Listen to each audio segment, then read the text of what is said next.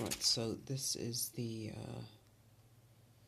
ABS. This transparent part is the ABS filament.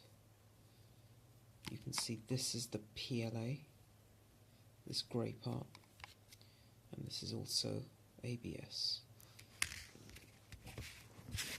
The ABS was done using 200 microns, and the PLA here was 300 microns.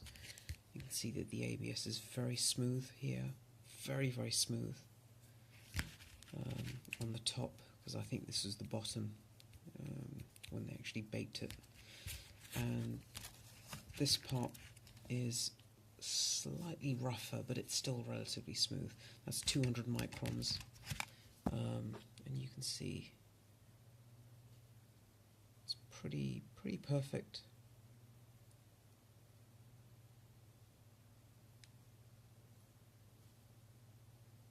That's ABS, very impressive.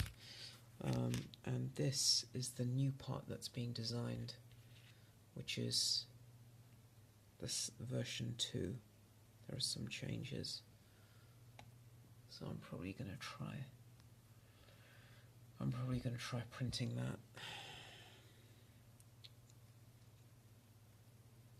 Maybe use Polymax PLA. Okay.